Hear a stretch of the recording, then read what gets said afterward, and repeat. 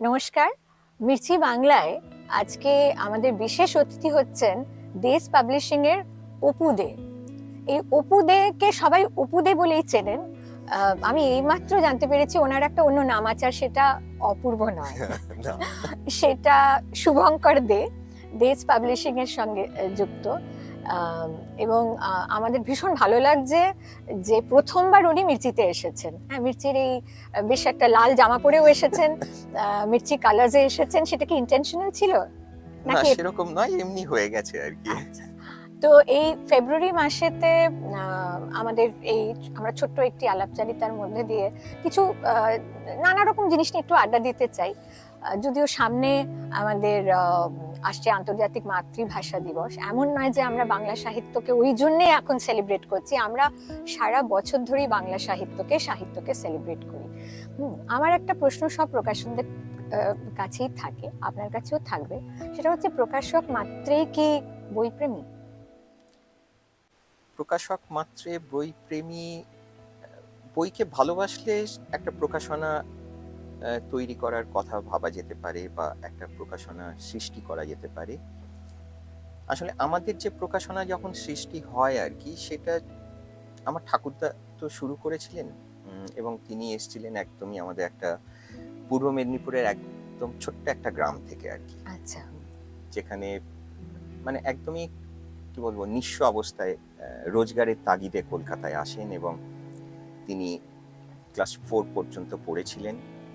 একটা স্কুলের দারোয়ানের চাকরি নিয়েছিলেন, কিন্তু বইয়ের প্রতি ভালোবাসাটা জন্মায় তারপরে। সেটা হচ্ছে, সেই স্কুলের হেডমাস্টার মশাই একটি বই লিখেছিলেন, যে বইটি নিয়ে আমার ঠাকুরদা বই পাড়ায় এসে বিক্রি করতেন এবং যে লাভ হতো সেখান থেকে একটা কমিশন তিনি রাখতেন, রেখে দিয়ে দিতেন। তো এইখান থেকে তার মনে হয়েছিল যে এটা একটা করা যেতে পারে, মানে বই নিয়ে মানুষের কাছে যাওয়া যেতে পারে।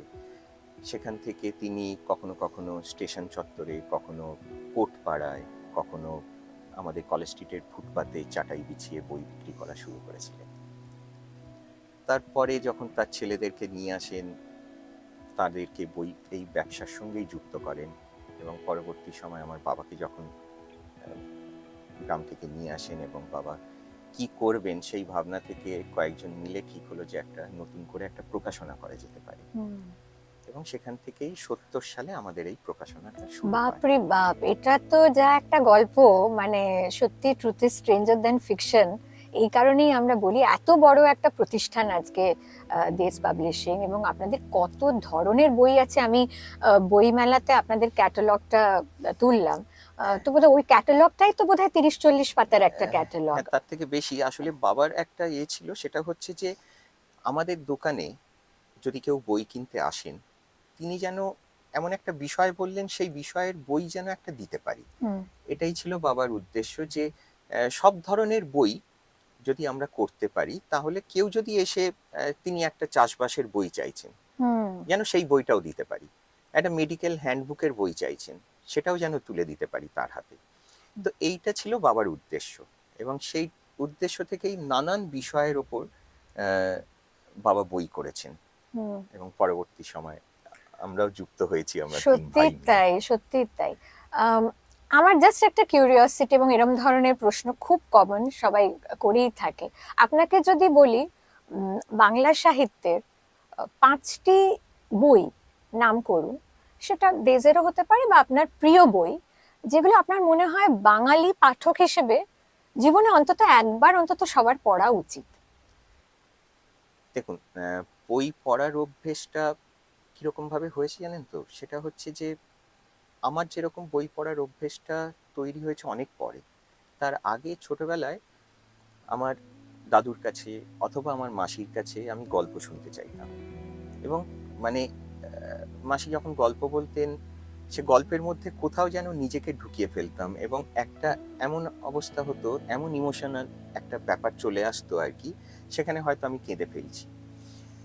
যেরকম বলছি যে বাদশা গল্প বা লালু ফুলুর গল্প, হ্যাঁ, সেগুলো এখনো মানে ওই মাসির বলা গল্পের মধ্যে দিয়ে এখনো সেই গল্পগুলো যেন জীবন্ত হয়ে ওঠে আর কি। কিন্তু পরবর্তী সময় এইভাবেই কিন্তু আমি গল্প শুনতে শুনতে হুম। বড় হয়েছি, হুম, আর বই পড়ার অভ্যেসটা তার পরে তৈরি হয়েছে। হুম, এই শোনার অভ্যেসটা আমাদের যদি আস্তে আস্তে এই জায়গাটা কোথাও হারিয়ে যাচ্ছে আর কি, যে এই যে গল্প বলার জায়গাটা, গল্প শোনার জায়গাটা, বাচ্চাকে আমি গল্প শোনাবো, তার তার একটা কল্পনার জগৎ তৈরি হবে, এই জায়গাটা হয়তো কোথাও হারিয়ে যাচ্ছে। কিন্তু যেটা বললেন যে কি ধরনের গল্পর বই হুম, আমাকে এ করেছে, তার মধ্যে যেরকম সত্যি আমার প্রথম যেটা ঠাকুমার ঝুলি, হুম। এখনো আমার কাছে মনে হয় যে এই বইটা কোথাও আমাকে একটা আহ, ওই একটা একটা একটা একটা কল্পনার। কল্পনার জগতে এখনো পৌঁছে দেয় বলে। হুম, হুম, হুম, নানান রকম আমার যে সেইটাকে ঘিরে আমার কল্পনা তৈরি হতে পারে। পরবর্তী সময় আমার ভালো লেগেছে যেরকম মহাস্তবীর জাতক, ভীষণ ভালো লেগেছে পড়ে। আমার ভালো লেগেছে রূপমঞ্জরি। হুম। আহ, এরকম নানান বই আছে, এমন নয় যে তার সঙ্গে যেরকম প্রথম আলো, হুম। এখন বলতে গেলে না প্রচুর অনেক বই অনেক আছে, মানে আছে। সতীনাথ ভাদুড়ির জাগরী, তারাশঙ্করের ওই রকম এ না পড়লে বোধহয় আমি মানে জানি না আমি এবং বিভূতিভূষণকে যদি না পড়ি হুম, তাহলে তো বোধহয় কোথাও যে বাংলা সাহিত্যের মধ্যে আমি কোনোদিন প্রবেশই করেছিলাম বলে মনে করতে পারবো না। নিশ্চয়। তো সুতরাং বিভূতিভূষণের যদি আরণ্যক আমার ভীষণ প্রিয়, হুম, সকলের হয়তো অনেকের পথের পাঁচালী এ হতে পারে, কিন্তু আমার আরণ্যক, পুতুল নাচের ইতিকথা, এগুলো মনে হয় যে আমাকে গড়ে তুলতে বা আমাকে একজন প্রকাশকের, আমার বাবা তৈরি করেছিলেন ঠিকই, কিন্তু সেই ব্যবসার সঙ্গে যুক্ত হতে এই বইগুলো হয়তো কোথাও আমাকে সাহায্য করেছে। তো এত যে বই পড়তে হয় আপনাকে, আজও কি করে সময় বার করেন? কারণ এত যে লেখা জমা পড়ছে আপনাদের না, এখানে। এইটা ভুল ধারণা। সেটা হচ্ছে আচ্ছা, ময়রা যেরকম মিষ্টি খায় না, আপনিও প্রকাশকও ওরকম সেরকম বই পড়ে এত না। বই পড়ে না। বেশ, বাবা বাঁচা গেল। নাহলে আমার খালি মনে হয় যে বিশেষ করে আপনাদের ডেজের দোকানে যাওয়া মানে, হ্যাঁ মানে একটা ওই ছোট দোকান, তার মধ্যে কি নেই, মানে কি পাওয়া যাবে না। হ্যাঁ, এটা তো একটা বিস্ময়কর কিন্তু আপনাদের দোকানটা। হ্যাঁ, হ্যাঁ, এবং মানে ঠিকই বলেছেন, মানে হেন কিছু মানে হ্যাঁ, জানাই মানে ডেজে সেটা আমাদের হয়তো বাজারেই নেই। হ্যাঁ, মানে অনেক পাঠক পাঠিকার কাছে শুনেছি যে চল দেজে গেলে, এমনকি সেটা কোথাও কোনো কলেজে গেছি বা এতে, তাদেরকে হয়তো বইয়ের লিস্ট দিয়েছে, তারা তখন ওই বেরোনোর সময় বলতে শুনেছি চ দেজে গেলে সব পাবো। সব কটাই পাওয়া হ্যাঁ, যাবে। মানে এই যে একটা ধারণা তৈরি হয়েছে, এই যে একটা বিষয় যে চ দেজে গেলে সব পাবো, এইটা মানুষের কাছে পৌঁছতে পেরেছি, পাঠকের কাছে পৌঁছতে পেরেছি যে একজন মানুষ বা একজন পাঠক তিনি যখন দেজে আসছেন, তিনি যেন খালি হাতে ফিরে না যান, হুম। তিনি কোনো একটা বই যেন আমরা তাকে দিতে পারি, তার হাতে তুলে দিতে পারি। আপনি আহ, বেশ কয়েকটি উপন্যাসের কথা বললেন। আমার একটি প্রিয় জায়গা হচ্ছে ছোট গল্প। হুম, মানে উপন্যাস থেকেও আমি ছোট গল্প একদম। পছন্দ করি, এবং সেইভাবেই আমাদের মির্চিতে গল্প বলার যাত্রাটাও শুরু হয় সানডে সাসপেন্স দিয়ে, সাসপেন্স ভূত অলৌকিক গল্প। তো আমি আপনাকে একটু আগেই বলছিলাম যে আমাদের যাত্রা শুরু হয়েছিল সত্যজিৎ রায়ের ছোট গল্প দিয়ে, তারপরে শরদিন্দু বন্দ্যোপাধ্যায় আসেন, এবং তারপরেই যে লেখককে আমরা ইন্ট্রোডিউস করি তিনি হচ্ছেন প্রেমেন্দ্র মিত্র। তো এই লেখককে নিয়ে আমরা কোনোদিন, মানে শরদিন্দুর একটা বিশাল জনপ্রিয়তা, সত্যজিৎ রায়ের তো হ্যাঁ, বলাই বাহুল্য, কিন্তু প্রেমেন্দ্র মিত্রকে নিয়ে আমি ভেবে দেখলাম যে আমরা কোনোদিন সেভাবে আলোচনা করিনি। না, এবং দেবেন্দ্র আরেকটা মিত্র জিনিস, তো হ্যাঁ, বাংলা সাহিত্যে মানে ছোট গল্পের ক্ষেত্রে একজন মানে অপ্রতিদ্বন্দ্বী আর কি। তার ছোট গল্প যে জায়গায় তিনি নিয়ে গেছেন, বিশেষ করে বাংলা ছোট গল্পের ধারে কাছে অন্যান্য সাহিত্য পৌঁছয় না বলে আমার ধারণা আর কি। কেননা বাংলা ছোট গল্প এমন একটা জায়গায় গেছে, এবং যারা যারা লিখেছেন, সুবোধ ঘোষ থেকে শুরু করে প্রেমেন্দ্র মিত্র, সুবোধ ঘোষ, নরেন্দ্রনাথ মিত্র, মানে এনাদের ছোট গল্প ওয়ার্ল্ড মানে ক্লাস, হ্যাঁ, একদম একেবারেই। ওয়ার্ল্ড এবং ক্লাস। সেটা রবীন্দ্রনাথেরও। হুম, মানে আমার তো গল্পগুচ্ছের মনে কোনো, হয় মানে উপন্যাসের থেকে আমার রবীন্দ্রনাথের ছোট গল্প অনেক বেশি আমাকে টানে আর কি। হ্যাঁ, নিশ্চয় একেবারেই তাই। তো সেগুলো বলছি তো, মানে বাংলা ছোট গল্প অন্যান্য অনেক ভাষাকে পেছনে ফেলে দিতে পারে আর কি, নিশ্চয়ই। এরকম। সেই জায়গায় প্রেমেন্দ্র মিত্রের ছোট গল্প একটা আলাদা জায়গা আমাদের কাছে। এবং যে প্রেমেন্দ্র মিত্রের যে আপনি অলৌকিক গল্পের কথা বললেন, ভূতের গল্প, হুম, সেগুলো একটা বেশ মজা আছে ওই হুম, গল্পগুলোর মধ্যে। এবং প্রেমেন্দ্র মিত্র নানা দিক আছে, ভূতের গল্প তো আমরা করেইছি, তার সঙ্গে কিছু অন্য ছোট গল্প করেছি। রিসেন্টলি আমরা পরাশর বর্মাকে ইন্ট্রোডিউস করলাম। উনি যে একটা ডিটেকটিভ লিখতেন পরাশর বর্মা বলে, এটা আমাদের জানা ছিল না। এটা মানে আপনাদের দৌলতেই আমি জানলাম যে পরাশর বর্মা। তো এই হঠাৎ ডিটেকটিভ লেখা গল্প মানে লিখলেন কেন, মানে বা এরকম ধরনের কোনো গল্প আছে কিনা প্রেমেন্দ্র মিত্রকে নিয়ে? তার আগে অবশ্যই উনি থ্রিলার টাইপের বা ভূতের গল্প, চিত্রনাট্য লিখেছেন জানি, চুপি চুপি আসে, হানাবাড়ি এগুলো লিখেছেন। এবং প্রেমেন্দ্র মিত্র প্রচুর গল্প এরকম লিখেছেন যেগুলো ডিটেকটিভ। ওনার অনেকগুলো চরিত্র আছে, শুধু একটা পরাশর তো হচ্ছেন একজন কবি, তিনি গোয়েন্দাগিরি করতেন, কবিতা করতেন। আবার একটা চরিত্র আছে, সেটা হচ্ছে মামা বাবু। সেটাও মানে ঘনাদার কথা বললাম না একেবারেই। তো ঘনাদা, মামা বাবু, এরকম অনেকগুলো উনি চরিত্র তৈরি করেছিলেন। কিন্তু মজার বিষয় আছে, এখানে একটা গল্প আছে, সেটা হচ্ছে উনি লিখেছেন কিন্তু এগুলো সমস্ত গোয়েন্দা গল্প লিখেছেন, সেগুলো সমস্ত প্রকাশিত হয়েছে। তো প্রফুল্ল রায় এরকম একটি থ্রিলার লিখেছিলেন। প্রফুল্ল রায় মানে যিনি কিছুদিন আগে মারা গেলেন, এবং প্রচুর উপন্যাস তার আছে যেগুলো নিয়ে সিনেমা হয়েছে। প্রচুর সিনেমা। তিনি তো একটা সময় বোম্বেতে গিয়েছিলেন চিত্রনাট্য লেখার কাজে, কিন্তু তারপরে যখন তিনি কলকাতায় এসেছেন এবং একাধিক প্রচুর লেখা লিখেছেন যেগুলো আমাদের সকলের ভীষণ প্রিয় আর কি। তো তার মধ্যেও তিনি থ্রিলারও লিখেছিলেন। থ্রিলার লেখাটাও একটা, তার কাছে আমি গল্প শুনেছিলাম আর কি, সেটাও একজনের সঙ্গে জেদের বসে আর কি, একজনের সঙ্গে তর্কাতর্কি হয় এবং তাকে বলেছিলেন যে তো সব তোমার দ্বারা হবে না লেখা আর কি। তো তিনি এসে ওই থ্রিলারটা লিখেছিলেন। সেটা প্রথম যে থ্রিলারটা লিখেছিলেন সেটা ছিল হচ্ছে চরিত্র বলে। এবং সেই চরিত্র প্রকাশের পরে প্রেমেন্দ্র মিত্র ওনাকে ফোন করেছিলেন, ফোন করে জিজ্ঞাসা করেছিলেন যে আচ্ছা, এই যে চরিত্র বলে যে উপন্যাসটা বেরিয়েছে প্রফুল্ল রায়, এ কি তুমি? তখন প্রফুল্ল রায় বলেছেন হ্যাঁ আমি। তুমি শেষে এই থ্রিলার লিখছো বলে ফোন রেখে দিয়েছেন।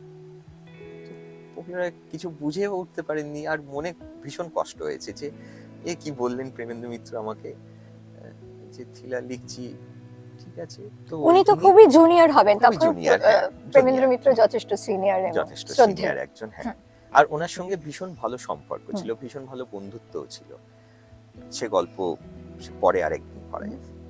তো তিনি বেরিয়ে গেছেন, বাড়ি থেকে বেরিয়ে গিয়ে বেশ কিছু খাতা কিনে এনেছেন, কিনে ঘরের দরজা বন্ধ করে তিনি লিখতে বসেন এবং টানা দিন 10-12 মধ্যে তিনি একটি উপন্যাস শেষ করেন।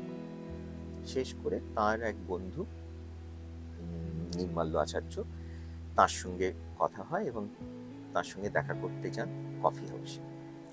কফি হাউসে গিয়ে তিনি ওই যে লেখাটা শেষ করেছিলেন সেই পাণ্ডুলিপিটা নিয়ে গেছেন, নিয়ে তাকে দিয়েছেন এবং সেই উপন্যাসটা প্রকাশিত হয় রামচরিত্র নামে বিহারের পটভূমিতে। এবং বিহারের পটভূমিতে এরকম অসাধারণ উপন্যাস তার আগে আর লেখা হয়নি। আচ্ছা, তো সেই উপন্যাস পড়ে মানে উচ্ছ্বসিত সবাই, এবং ওই রকম এক্ষণ পত্রিকায় প্রকাশিত হয়েছিল। এবং এক্ষণে সেই সময় তো আমাদের ইন্টেলেকচুয়াল মহলে ভীষণ একটা সাড়া জাগানো আর কি একটা পত্রিকা। সেই পত্রিকায় তার উপন্যাস প্রকাশিত হয়েছে রামচরিত্র নামে। তো সকলেই, বহু মানুষ ফোন করেছেন তাকে এবং ভীষণ ভালো লেগেছে। কিন্তু তিনি যার ফোনের অপেক্ষায়, তার আর ফোন আসে না। প্রায় মাসখানেক পেরিয়ে গেছে, তারপরে একদিন ফোন আসছে। আচ্ছা, এই যে চরিত্র, যে রামচরিত্র যে লিখেছে যে প্রফুল্ল রায়, এ কি তুমি? বলেছেন হ্যাঁ আমি। তো যে রামচরিত্র লেখে সে কেন চরিত্র লিখবে? তখন তিনি বলেছেন যে যিনি তেলেনাপোতা আবিষ্কার লেখেন তিনি কেন পরাশর লিখবেন? তখন দুজনেই খুব হেসেছেন এবং বলেছেন আসলে আমরা তো গরিব বাঙালি লেখক, আমাদের অনেক কিছুই লিখতে হয়। পাবলিক ডিমান্ডে অনেক চরিত্র তৈরি করেছি। মিচি ফ্রাইডে ক্লাসিক্সে সংসার সীমান্তের মতো একটা গল্প করেছি, যে সিনেমাটা বোধহয় হারিয়ে গেছে, কারণ আমরা কেউ দেখি পাওয়া যায় না। হ্যাঁ, কিন্তু কি অপূর্ব একটা গল্প। তারপরে রিসেন্টলি আমরা আরেকটি গল্প করলাম, যেটা নিয়েও ছবি হয়েছে, জনৈক কাপুরুষের কাহিনী। তো আরো অনেক আছে, প্রচুর অনুরোধ আমরা পাই তেলেনাপোতা আবিষ্কার গল্পটা করার জন্য, যেটা নিয়েও ছবি সংসার হয়েছিল। সীমান্তে বোধহয় ছবিটা করেছিলেন বোধহয় তরুণ মজুমদার। হুম হুম ওই গল্প মানে তরুণ বাবুর কাছে আমার একটা ছোট্ট মজার আছে, গল্প শোনা আছে আর হ্যাঁ, কি প্লিজ এটা একটু শেয়ার সিনেমাটা। করুন। সেটা হচ্ছে যে তরুণ বাবুর তো আমরা ওনার স্মৃতি কথা আমরা বের করেছি, ওটাও একটা বিরাট কাজ হয়েছে এবং সিনেমা পাড়া দিয়ে। সিনেমা পাড়া দিয়ে হুম। ওটাও মানে আমার আমার লাইফে মানে আমি যখন পাবলিকেশনে এসেছি এই কাজটা আমার অন্যতম একটা, এবং ওনাকে এটা করাতে পেরেছি আর কি। হুম। তো সেটা একটা বিরাট গল্প। তো কিন্তু এই সংসার সীমান্তের ঘটনাটা খুব মজার। সেটা হচ্ছে যে উনি সংসার সীমান্তে ছবিটা করেছেন, তো সত্যজিৎ বাবু ছবিটা দেখতে গেছেন। তো দেখার পরে ওনাকে ফোন করেছেন, ফোন করে বলেছেন যে তোমার এই ছবিটা কোনো ফেস্টিভ্যালে যাওয়া উচিত। তো বলেছেন হ্যাঁ, না আমি এর একটা শর্টার ভার্সন আমি একটা তৈরি করে রাখছি, তুমি কবে আসতে পারবে? তো বলেছেন ঠিক আছে, আমি অমুক দিন যাব বলেছেন। সত্যজিতের বাড়িতে গেছেন, বলছেন যে উনি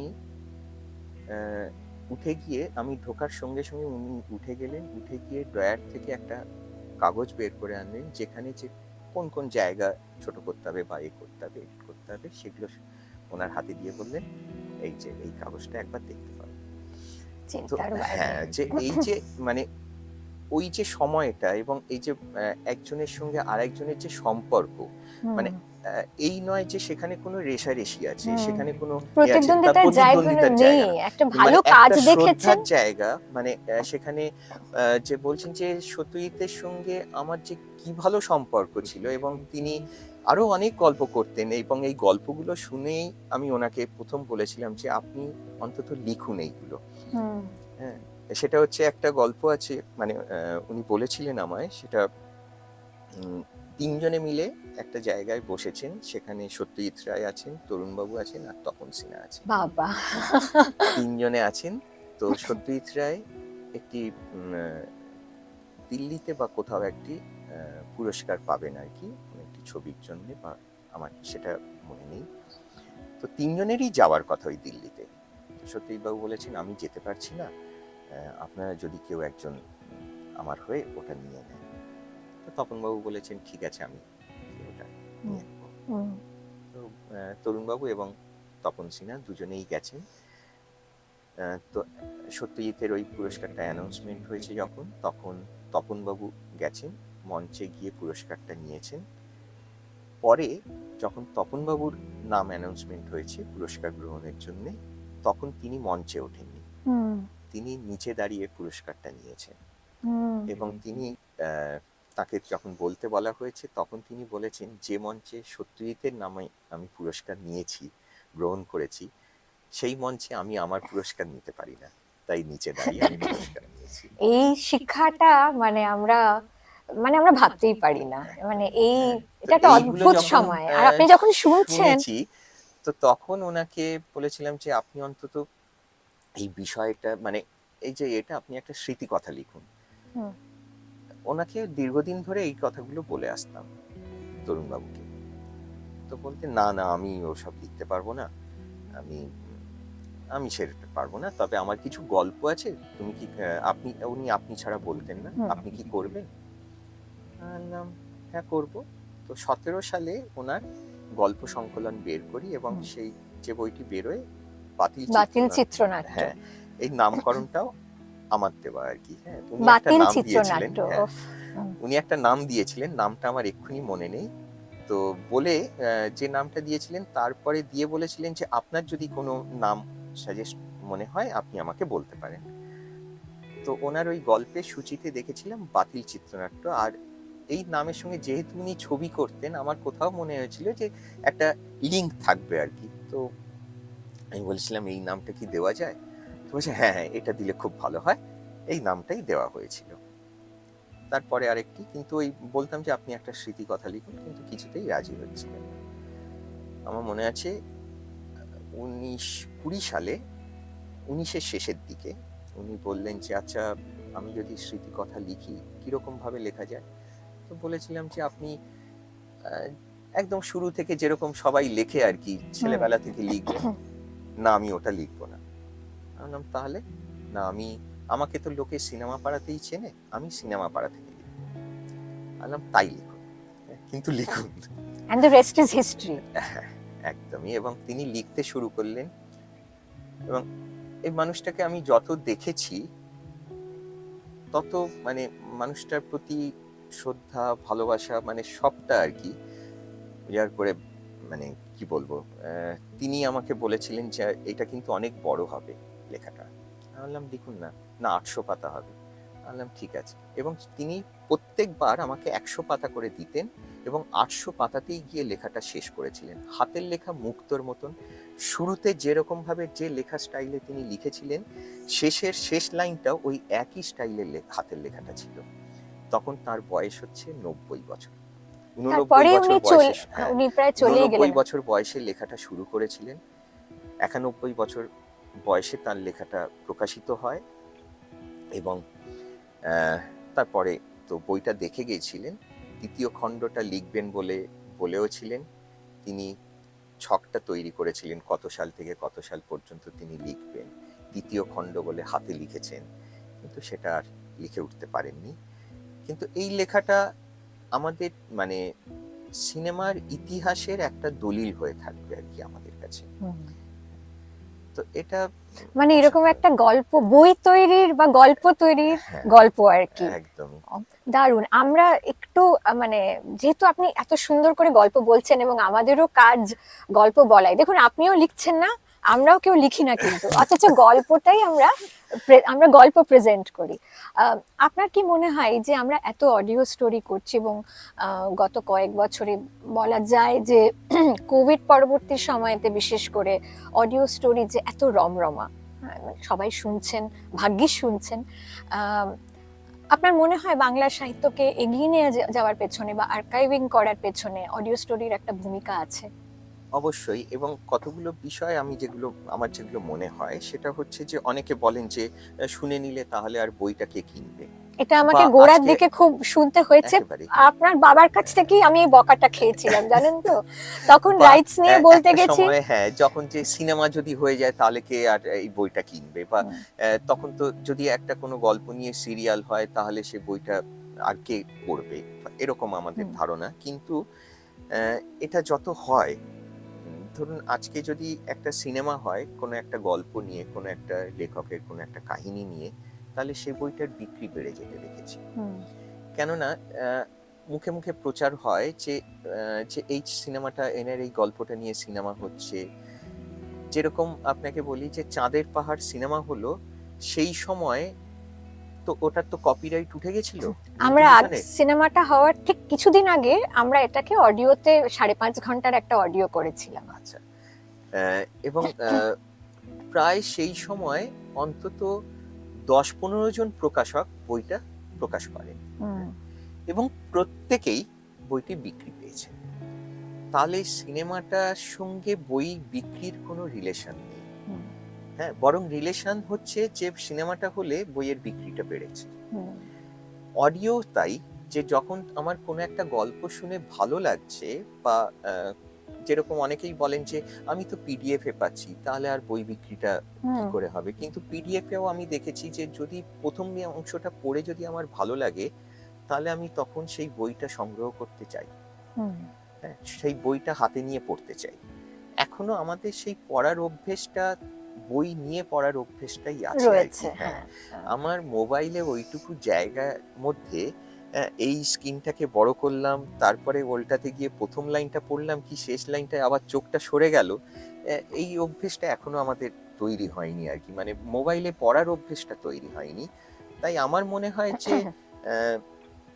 আসলে বই, মানে এই গল্প, বাংলা গল্প বা বাংলা লেখা আর কি, সেটা যে মাধ্যমেই হোক, সেটা বই পড়ার মাধ্যমে হতে পারে, সেটা গল্প শোনার মাধ্যমে হতে পারে, সেটা আমি পড়ে কাউকে বলছি, গল্প বলছি, সেটাও হতে পারে। আমরা তো এইভাবেই তো বড় হয়েছি যে একটা ওরাল গল্প ট্র্যাডিশন শুনে শুনে তো সেটা পড়ে যদি আমার পরে যদি পড়ার অভ্যেসটাও যদি বাড়ে, বাংলা বইটা যদি পড়তে ভালোবাসি, আমার মনে হয় যে সেটাই আমাদের কাছে যে আজকে যে মাধ্যমেই হোক, সেটা সিনেমা দেখে আমার যদি পড়ার যে বইটা পড়ার আগ্রহ জন্মায় সেটাও আমার কাছে লাভ। যেভাবেই হোক না কেন আজকে আমি যদি একটা বইয়ের কাছে পৌঁছতে পারি সেটুকুই পাওয়া। আমার শেষ প্রশ্ন থাকবে আপনাকে। দেখুন, আপনাদের কাছেও যেমন প্রচুর ম্যানুস্ক্রিপ্ট আসছে, নতুন লেখক, উঠতি লেখকরা তারা চাইছেন, কারণ বই আমার একটা লেখা বই হিসেবে বেরোবে, এটা একটা অনেক মানুষের স্বপ্ন। হ্যাঁ, সে সিনেমাই হয়ে যাক কি অডিও স্টোরি হয়ে যাক, একটা দুই মলাটের ভেতরে তার একটা বই আছে, এটা অন্য রকমের স্বপ্ন। আমাদের কাছে প্রচুর লেখক আসছেন যারা ডিরেক্টলি অডিও স্টোরির জন্য গল্প লিখছেন, এবং আমরা তাদের অডিও স্টোরির কিছু ট্রিকও বলে দিই। কিন্তু আমি তাদের বলি একটা ভালো গল্প থাকতে হবে, কারণ আগেকার দিনে বিভূতিভূষণ তো আর অডিওর জন্য গল্প লিখছেন বলে গল্প লেখেননি, বা সত্যজিৎ রায়ও অডিওর জন্য লিখছেন বলে লেখেননি।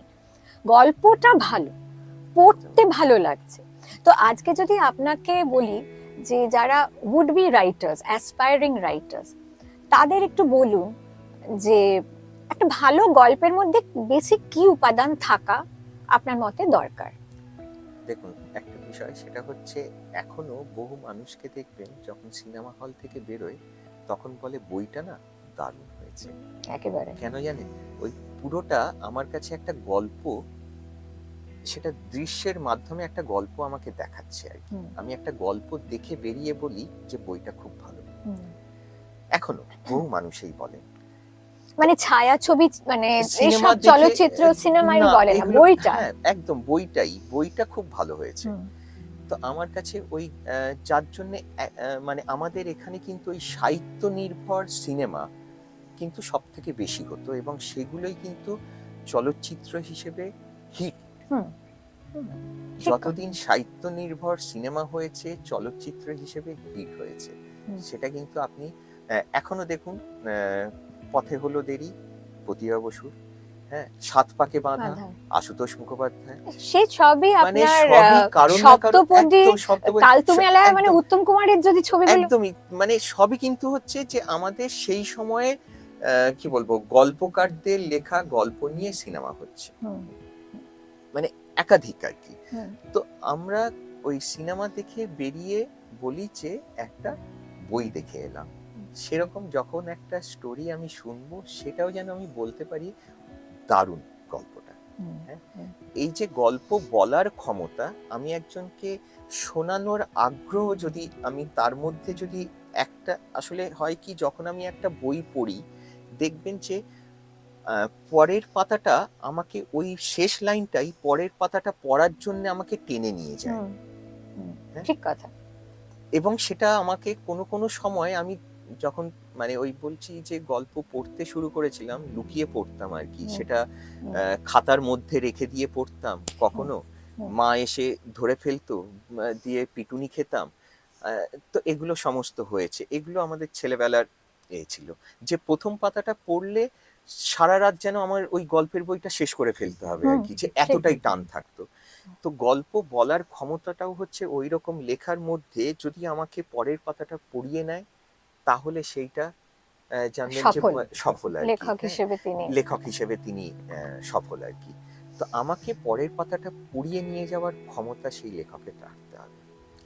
আপনার সঙ্গে গল্প, মানে এত গল্পের ঝুলি আপনার, মানে কথা আমাদের শেষ হবে না। এটা আমাদের ধরে নিন প্রথম পর্ব, আপনার সঙ্গে প্রথম আলাপ।